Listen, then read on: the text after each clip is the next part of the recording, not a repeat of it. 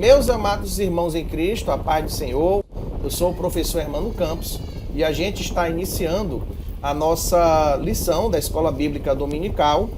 Nós vamos aí para a lição de número 10, a intercessão pelos Efésios. Nós vamos aí fazer a leitura do texto áureo aqui com vocês. Por causa disso, me ponho de joelhos perante o Pai de nosso Senhor Jesus Cristo, do qual toda a família nos céus e na terra toma o nome. A verdade prática nos coloca que devemos interceder pelos eleitos de Cristo, para que eles sejam fortalecidos de poder, vivam em comunhão e exercitem o amor de Deus.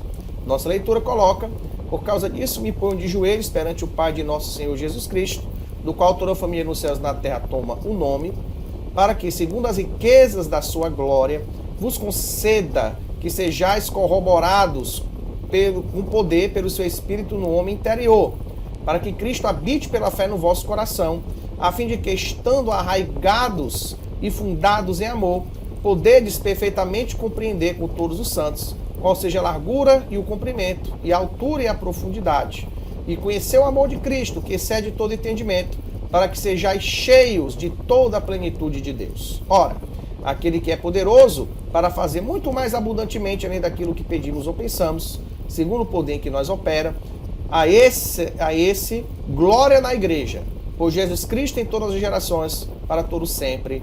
Amém. Nós vemos aqui, meus amados irmãos, nessa lição, a segunda oração que o apóstolo Paulo registra na epístola aos Efésios. Nós já abordamos isso em lições anteriores. Teve uma lição anterior que eu abordei a primeira oração que Paulo fez pelos Efésios, e a gente agora está abordando essa segunda lição, nesse segundo momento em que Paulo realiza mais uma oração pelo povo de Éfeso, pelos irmãos Efésios.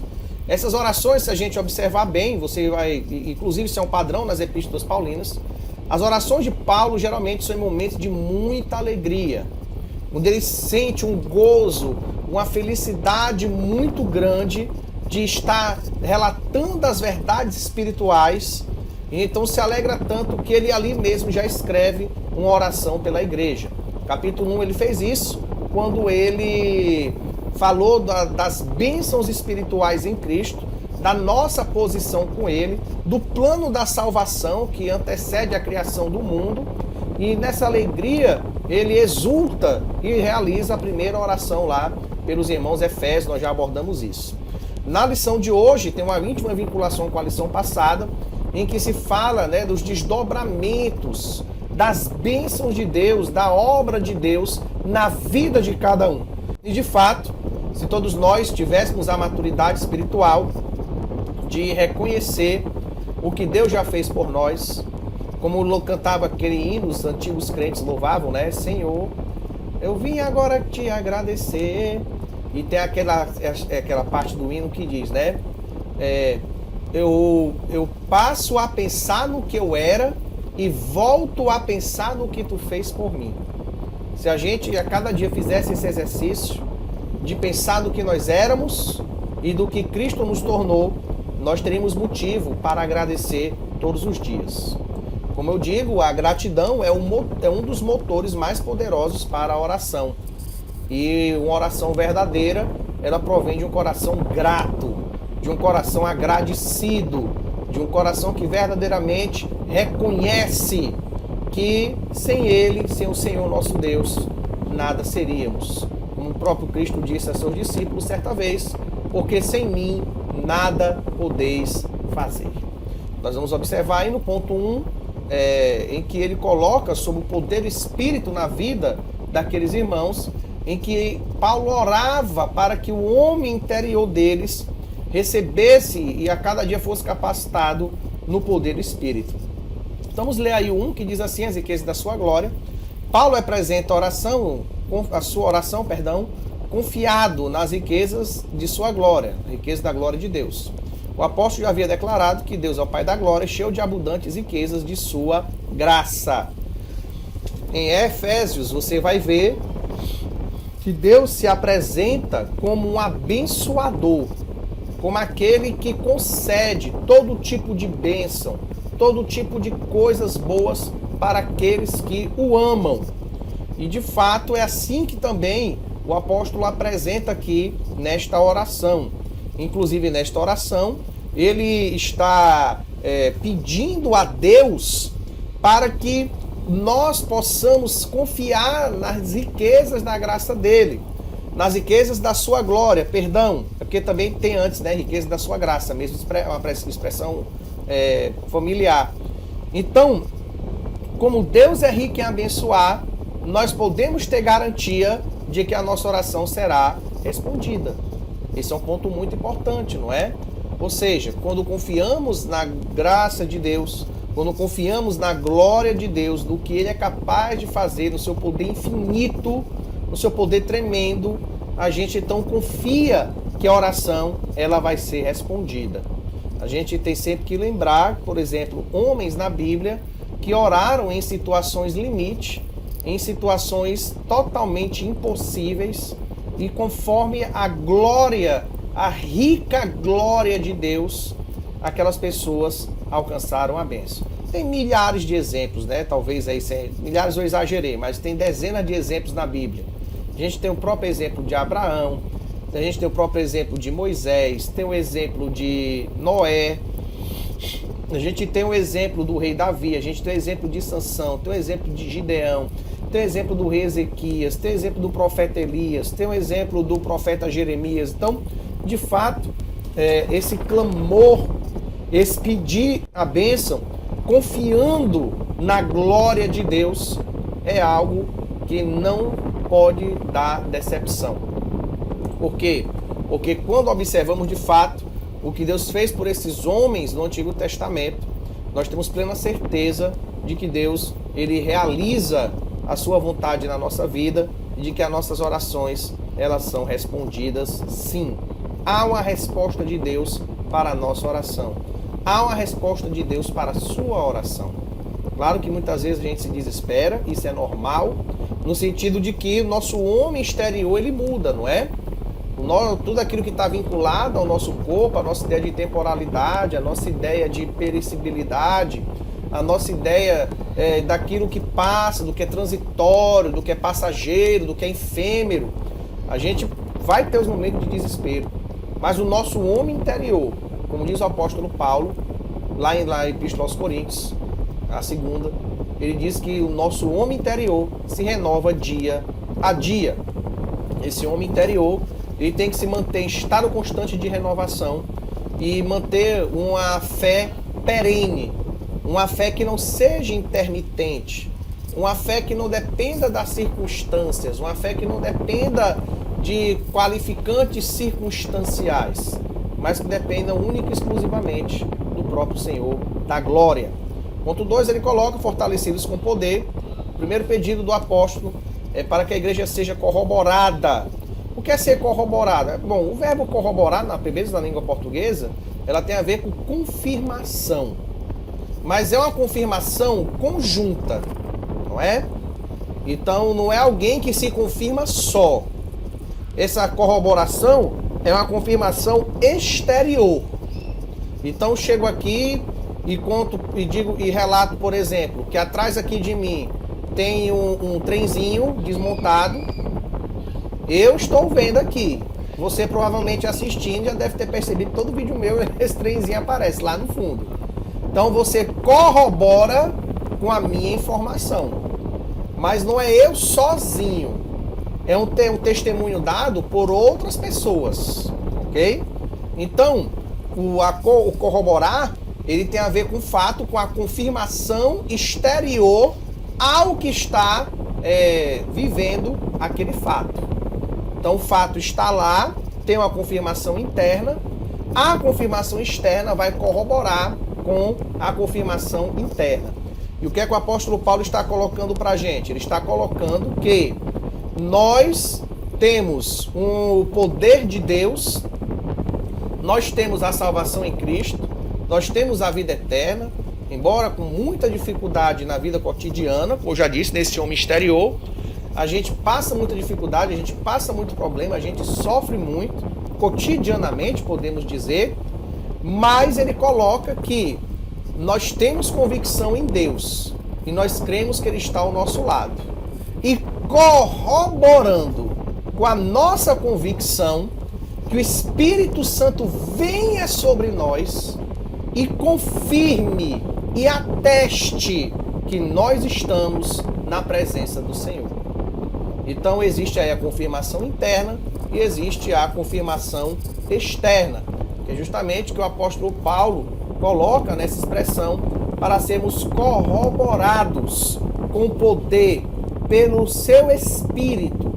O Espírito Santo haja dentro de nós, nos confirmando a cada dia, nos dando mais certeza, nos dando mais convicção, nos dando mais fé. Como louvava aquele hino antigo, né? Fé mais fé, amor mais amor. Eita glória! Agora, irmãos, eu não louvo bem, viu? Estou só mencionando para você lembrar, né? Porque sem fé e sem amor não pode louvar ao Senhor. Então, nós precisamos ter cada vez mais fé e cada vez mais amor. E isso é o próprio poder de Deus agindo em nossa vida.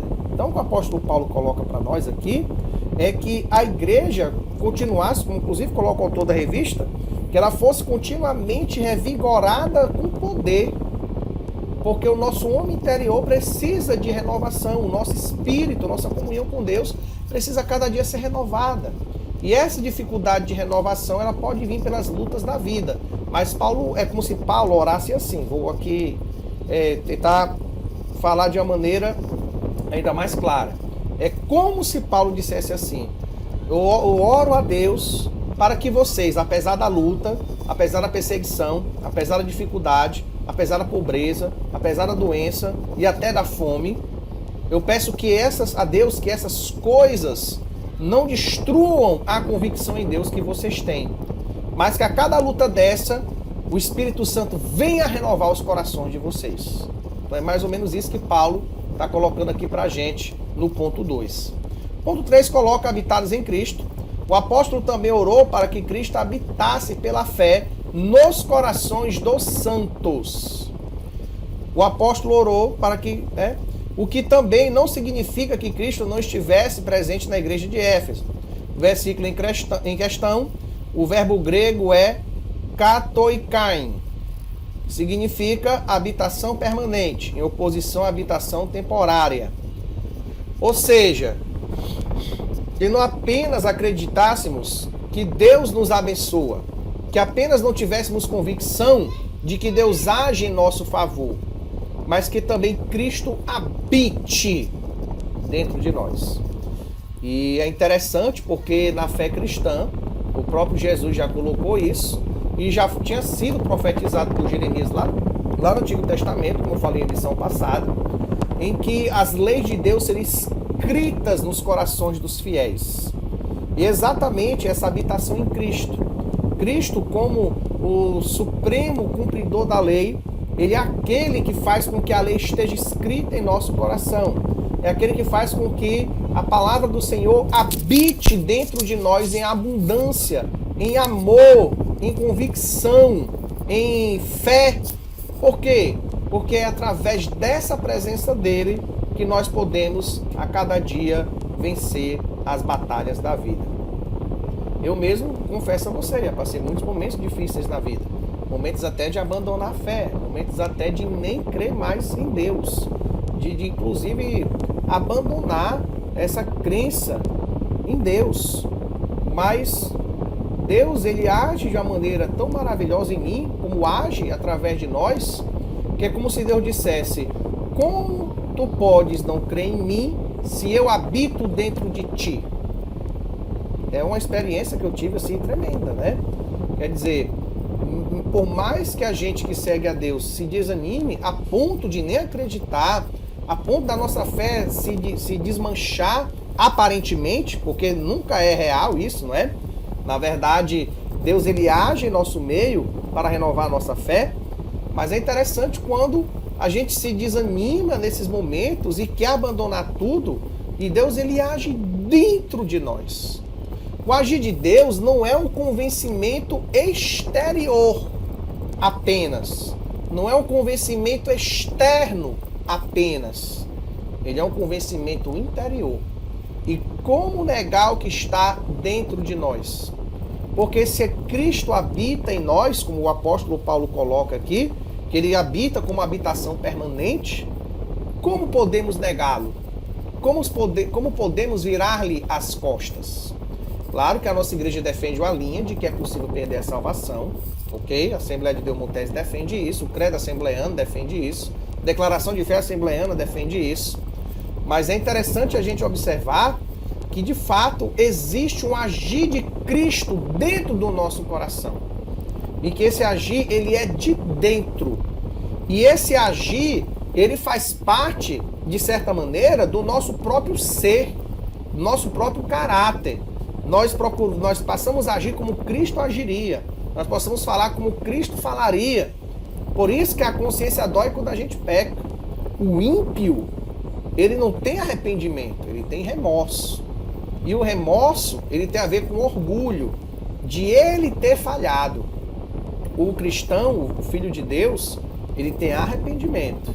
O Espírito Santo que habita dentro dele o incomoda quando ele peca, o incomoda quando ele erra. Então, às vezes, se você briga com alguém, dá um grito em alguém, trata mal alguém, sua consciência vai pesar, por mais que você esteja certo. Se sua consciência não pesa no momento desse, claro que não pode não pesar na hora, pode demorar um tempo para a ficha cair e você perceber o quão errado foi. Então, mas se você não sentir isso em nenhum momento, você está perigando não ser crente de verdade não, viu? Inclusive Jesus, ele coloca, né? Se todo mundo conhece quando Cristo fala que teu irmão, tu não deve perdoar teu irmão apenas até 7 vezes, mas 70 vezes 7. Todo mundo conhece isso. Só que todo mundo esquece o versículo seguinte. O versículo seguinte é esse, diz assim: se teu irmão pecar contra ti 7 vezes ao dia e vier dizer arrependo-me, perdoa-lhe. É forte, né? Se teu irmão vier, um exemplo, claro que Jesus estava exemplificando. Se teu irmão vier 7 vezes por dia pecar contra ti, te ofender, xingar, brigar, confusão, né, traição e tal, e depois disser arrependo-me, perdoa-lhe. Inclusive a gente vai colocar aqui o versículo na tela para lembrar vocês da grande verdade espiritual desses 2 versículos. Não é apenas perdoar 70 vezes 7, mas é também se arrepender. E o arrependimento, ele busca a reconciliação do homem exterior com o homem interior. O arrependimento busca a reconciliação de nós com nós mesmos, já que Cristo habita no nosso coração, já que Cristo está no âmago da nossa alma. E esse Cristo que habita dentro de nós, ele se entristece, ele se comove. E quando pedimos perdão a Deus, nós nos sentimos com a consciência aliviada, nós nos sentimos reconciliados com Deus a cada dia. Então, é isso que o apóstolo Paulo coloca, que sem Cristo a igreja não pode subsistir às forças do mal. Bom, vamos para o ponto de número 2, que diz assim: arraigados e fundados em amor. Parte 1, amor à virtude cristã. Das Escrituras, o amor é atributo divino. Aquele que não ama não conhece a Deus, porque Deus é amor. Depois virou nome de denominação, né? Foi por amor que Cristo se entregou para o resgate da humanidade. O amor é o resumo da lei e dos profetas. Ou seja, o amor, ele tem a ver, que a gente vai debater mais uma vez sobre esse ponto, nós já comentamos em outras lições. Lembrando, mais uma vez, o amor não é um dom, o amor não é um esforço humano, o amor de Deus é infundido em nós, e o amor como prática é um mandamento, é fruto do Espírito. Então, quando falamos do amor de Deus que é derramado sobre nós, ele não é apenas dado, ele não é apenas concedido, ele é desenvolvido, ele é produzido.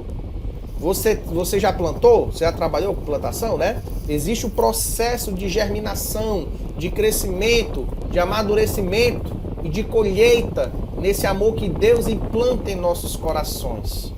Então, de fato, quando a gente observa esse amor como virtude cristã, ele está colocando que esse amor é justamente a essência do caráter de Deus infundido em nós. O amor não é uma coisa voluntariosa, como nos filmes de Hollywood ou nas novelas da Globo. O amor, de fato, é o reflexo do caráter de Deus na nossa vida.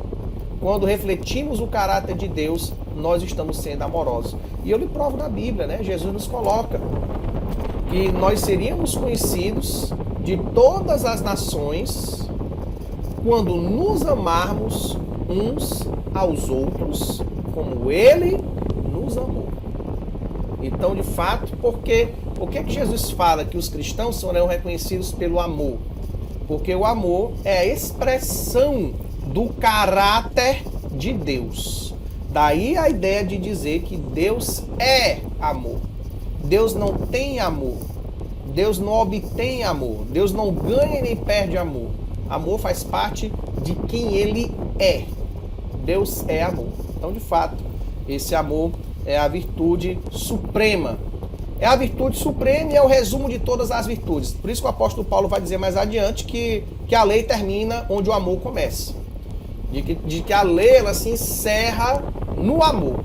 Então, de fato, quando a gente observa que esse amor também, ele coloca aqui, o apóstolo, o comentarista da revista, que deve ser expresso em atitudes concretas. Por quê? Porque o amor é um mandamento. Claro que palavras de amor são boas, estamos chegando aí no dia dos namorados, não é? Dia 12. Mas esse amor, ele de fato, tem que estar em atitudes concretas, motivadas pelo amor. Não motivadas para ganhar cargo na igreja, não motivadas para ganhar likes no Facebook, não motivadas para se autopromover, e nem por pena, por desprezo, por coitadismo. Não. Esse amor, ele de fato é a expressão e obediência ao que Cristo nos ordena. Ele diz, amai-vos uns aos outros. O verbo é imperativo. Amar não é uma opção. Amar não é uma escolha. Amar é uma obrigação. Então, esse é um ponto muito importante. Arraigados e fundados em amor, após rogar ao Pai, pelo poder do Espírito e a habitação de Cristo, o apóstolo clama para que a igreja possa também compreender e praticar o amor. A expressão arraigados e fundados em amor compara os santos com uma planta bem enraizada e uma casa bem alicerçada. Indica que sem o amor, a vida cristã não tem sustentação alguma. Por quê? Porque só persevera quem ama. Quem não ama, não persevera. Isso vale para qualquer realidade da vida. Então, um casamento, se o casamento ele não tem o amor, ou se tem o amor que não é um pelo outro, e sim o amor um pelo dinheiro do outro, o amor um pelo corpo do outro, o amor um pelos cargos e fama do outro, o amor um pelos filhos e não um pelo outro, porque tem essa história, não é, de que amor pelos filhos é muito importante, mas o casal tem que ter entre si o seu próprio amor, independentemente de ter filhos ou não. Por isso que às vezes você vê os casos, né? Fulano foi casado 25 anos e separou. Em alguns contextos é porque amava os filhos, não amavam um ao outro, né? E como a criação de filho demanda muita atenção, é fácil esquecer essa verdade. O casal não começa com filho, não. O casal começa sem filho. O filho vem depois, né? Então os casais têm que cultivar o amor entre si, e não ter essa dependência tão grande dos filhos para ter o amor próprio, porque senão quando os filhos crescem, acaba o casamento. Então Paulo, quando ele coloca isso aqui pra gente, ele coloca que o amor, ele é a raiz e o alicerce. Ele é quem sustenta. É o sustentáculo, que eu acabei de dar o exemplo, é o sustentáculo do casamento. E tem que ser o sustentáculo da fé. A fé se sustenta no amor. Tem horas que a fé pode até falhar, no sentido de quê? De que você vai duvidar, até porque junto com a fé muitas vezes vem a dúvida. Mas o amor é que faz saltar sobre o abismo da dúvida. O que vai te dar força para saltar sobre a dúvida é justamente o amor. É essa vinculação parental que temos com Deus que vai nos fazer olhar para os abismos, olhar para as dificuldades e se abraçar em Deus. Eu vou citar aqui um teólogo, vocês não vão se assustar, o Kierkegaard, ele colocava que a fé, de certa maneira, é um salto no escuro. No sentido de que, humanamente falando, não temos nenhuma coisa palpável de Deus, no sentido de que Deus não se revela a nós. Se revela naqueles vídeos lá dos canais do YouTube, né? Mas Deus não se revela a nós corporalmente, dessa maneira. Nós cremos em Deus pela fé, não é? Mas quando nós observamos que essa fé, embora visualmente, embora materialmente não tenha nada, ela pode ser considerada um salto no escuro, o verdadeiro cristão sabe que não é um salto no escuro, e sim atirar-se nos braços amorosos do Pai. A criança, quando ela pula nos braços do Pai, ela crê que o Pai vai abraçá-la e vai beijá-la e vai dar-lhe um carinho. Então, de fato, a fé, de certa maneira, é um risco. Por isso que muitas vezes você crente é criticado, né? Tu vai crer em Deus para ser curado dessa doença, tu vai crer em Deus para conseguir esse emprego, tu tem que ser puxa-saco do chefão lá para conseguir um emprego, isso aí não vai dar certo. E você diz, meu Deus, como isso parece ser obscuro. Mas quando você tem o verdadeiro amor de Deus no seu coração, no fundo da sua alma você sabe que tudo vai dar certo e que você vai dar esse salto e que vai abraçar nos braços do Pai Celestial. Então, daí a importância. Ponto 3 coloca a intensidade do amor de Cristo. Consciente de que somente o Espírito pode fazer entender e experimentar a grandeza do amor de Deus, Paulo pede para que os crentes conheçam a intensidade do amor de Cristo. A ênfase recai em que Cristo nos amou e ainda nos ama, e que por isso devemos amar uns aos outros. O apóstolo sabe que o esforço humano não pode atingir essa meta.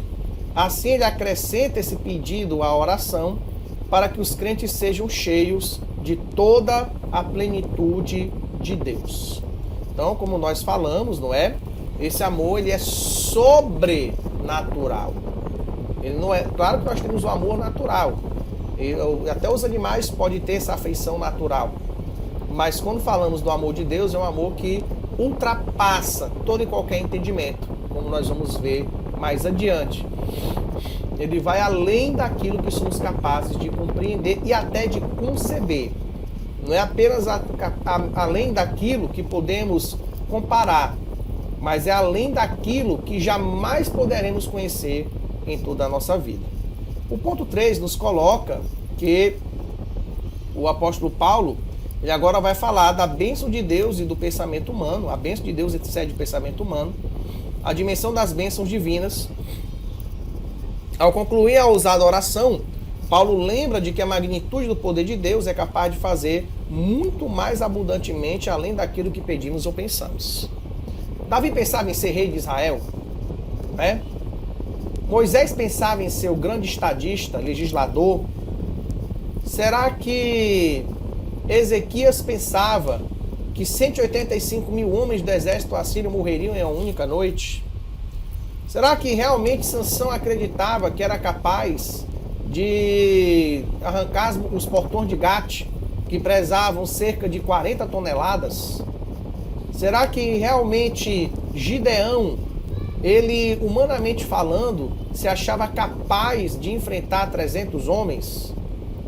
Nada disso, irmão, seria impossível. Seria possível sem a fé verdadeira no que Deus é capaz de fazer. Inclusive, Sara tem uma reação muito curiosa, vocês vão lembrar, não é? Que os anjos aparecem de forma humana. Essa história de anjo com asa aparece poucas vezes na Bíblia, anjo com asa. 90% das vezes é anjo sem asa. Pode pesquisar, faça o exercício, para você ver se encontra aí muito anjo com asa lá, batendo asa. Não tem não. Muitas vezes os anjos vêm com aparência humana, ok? E eram 2 anjos, o terceiro era o próprio Deus, também com aparência humana, ali no meio deles. Inclusive comeu, né? O Abraão lavou os pés deles, fez uma vitela, fez um costelão 12 horas, entendeu? Churrascão gaúcho, aquela coisa toda. Tô brincando, tá? Então, ele preparou toda a refeição para que aqueles 3 comessem. E o mais incrível é que Abraão sabia que eram anjos de Deus. Porque no fundo do coração dele, como Deus também habitava no coração de Abraão, ele já bateu ali identificação espiritual, revelação online, não é? Podemos dizer assim. E Deus ele diz para Sara, olha, por esse período, daqui a 1 ano, estarás com filho. E aí Sara dá uma risada. Como posso eu, sendo velha, ter um filho e ainda o meu senhor, ela chamava o marido de meu senhor, olha o respeito, né? Hoje, muitas vezes, é qualquer palavrão, menos meu senhor. Não que eu seja a favor de chamar o marido de meu senhor, por favor, tá? Não vamos ficar com raiva, não. Mas ela chamava, de maneira respeitosa. Meu senhor já está velho, eu já estou velha, como poderei ter filho? Só que aí o anjo coloca, acaso há algo demasiadamente difícil para o senhor não fazer? Como se Deus dissesse, rapaz, quem manda sou eu faço o que eu quero e vai acontecer. E no ano seguinte, quando Deus apareceu a Abraão, já estava lá o menininho. E como foi o nome que Sara deu para o menino? Sorriso. Foi, o menino se chamava Sorrisos. Só que em hebraico, sorriso é Isaac. Então, de fato, a bênção de Deus, ela é de uma dimensão que vai além do que pedimos. Abraão pediu um filho, mas ele não pediu para ter um filho com 100 anos de idade praticamente e Sara com 90. E a gente sabe que na história humana, moderna, a mulher mais velha a ter filho, ela teve cerca de 60 anos, eu acho, 64, 65 anos. Sara já tinha 90. Eram 30 anos a mais do recorde mundial. Então, né, era completamente impossível. Mas Deus ele fez além daquilo que Abraão pensou. Abraão pediu um filho. E Deus deu um filho na velhice. Fez além do que Abraão pensou. Porque Abraão pensava em ter um filho. Mas ele é pai de uma multidão. Nós pedimos uma coisa, mas o plano de Deus já está lá na frente. Como disse o próprio Senhor Jesus, que o vosso Pai sabe muito bem do que precisardes, antes mesmo de lhe pedirdes. Está na Bíblia. Se você ler lá, você verá esse versículo. Isso indica o que Deus pode fazer, ultrapassa em muito nossos melhores anseios e desejos. Então esse é o fato, não é? O desejo de Deus o propósito, não é desejo de Deus, desejo, que deseja é nós. O propósito de Deus vai muito além, mas muito além mesmo daquilo que somos capazes de imaginar. Você se imaginava hoje na posição espiritual que você está? Você se imaginava hoje com as bênçãos que você tem na mão? Eu não me imaginava. Imaginava muito menos, mas fiel é Deus na nossa vida. Ponto 2, coloca o convite para adoração. Paulo encerra esse capítulo com o convite de adoração a Deus, cuja glória é devida na igreja por Jesus Cristo em todas as gerações. Então, ele coloca que a culminância de todas essas bênçãos e de todas essas convicções é a adoração. Então, o cristão grato pelo que Deus fez na vida dele, pelo que Deus age na vida dele, agora vai adorar a Deus. Nós vamos nos lembrar, por exemplo, da história dos 10 leprosos, em que eles dizem, Senhor, se o Senhor quiser, a gente pode ser curado aqui. E aí Jesus Jesus na verdade de longe curou, disse, olha, vão lá se apresente ao sacerdote, que era para comprovar que eles estavam curados, né? Não existia medicina moderna como hoje. E dos 10 receberam bênção. 10 pediram bênção. Mas apenas um veio adorar. E ainda era samaritano. O que é que a gente aprende com isso? A gente aprende com isso de que só adora a Deus quem reconhece que tudo vem dele. Os outros 9, eles foram curados, mas entenderam que foram curados porque mereciam, ou porque se esforçaram, ou porque fizeram por merecer, ou porque fizeram algo que eles achavam que era virtuoso, que por isso eram dignos de serem curados da lepra. O samaritano não. Ele se considerou indigno. Ele se considerou desmerecedor. Ele sabia que nada nele tinha de bom para poder ser curado da lepra. E ele vai lá, volta e adora. Adoração é um sinal de gratidão. Quem não adora é porque não é grato. é como o filho mais velho da parábola, não é? O filho mais velho, olha, eu trabalho para ti todos esses anos e nunca me deste um cabrito. A ideia do mérito, não é? Eu trabalho, eu mereço. Não quero nada de graça seu não, pai. Eu não quero nada de misericórdia sua não, pai. Eu quero merecer. E ele completa. E veio esse teu irmão. Olha a expressão como é forte, né? E veio esse teu, e veio esse teu filho que dispendiou os bens com as meretrizes. E agora tu lhe dás o bezerro cevado. Qual é a resposta do pai? O pai vai dizer assim, meu filho, parabéns, você mereceu, você é esforçado. Ele diz, filho, tudo que é meu é teu. Em outras palavras, se tu quer algo de mim, não é porque tu merece, mas é porque eu te amo. Se você quer algo de mim, uma bênção minha, não é porque você trabalha e se esforça, mas porque você é meu filho. Se você quer receber bênção de mim, não é porque você faz esforço para ser correto, mas é porque você veio de mim e nós estamos juntos como pai e filho. Isso se aplica a Deus, porque a parábola tem um significado espiritual tremendo. Quantos crentes estão por aí querendo bater a mão nos peitos e dizer a Deus que é fiel, dizer a Deus que é bonzinho, e dizer a Deus que não merece isso, que não merece aquilo, e que merece isso, e que merece aquilo? Isso não são adoradores de verdade. O verdadeiro adorador é o que reconhece a sua incompetência, a sua incapacidade de ser abençoado. E por fim, o ponto 3 coloca a glória devida a Deus. Finalmente, Paulo prossegue a ensinar que Deus deve ser glorificado na igreja de Cristo, que os atos de louvar e glorificar a Deus fazem parte dos propósitos da instituição da igreja. A igreja nunca terá glória em si mesma, pois toda a glória é exclusivamente tributada para Deus por intermédio da obra de Cristo. Por que somos gratos? Por que devemos ter gratidão? Por que devemos adorar como fruto da gratidão? Porque glória somente a Deus. Inclusive é um dos lemas dos reformadores, não é? O famoso só lhe deu glória. Ou seja, a Deus somente a glória. A Deus somente pertence a glória, a Deus somente pertence a honra, a Deus somente pertence o louvor, a Deus somente pertence a adoração. Em nós não há mérito. Entenda, do ponto de vista da salvação, do ponto de vista da vida eterna, do ponto de vista da bênção de Deus, não temos mérito nenhum. Claro que nos relacionamentos entre pai e filho, nos relacionamentos entre chefe e empregado, pode vir a acontecer um mérito. Mas entre nós e Deus, de fato, a glória é exclusivamente tributada a Ele, que é o Senhor nosso Deus.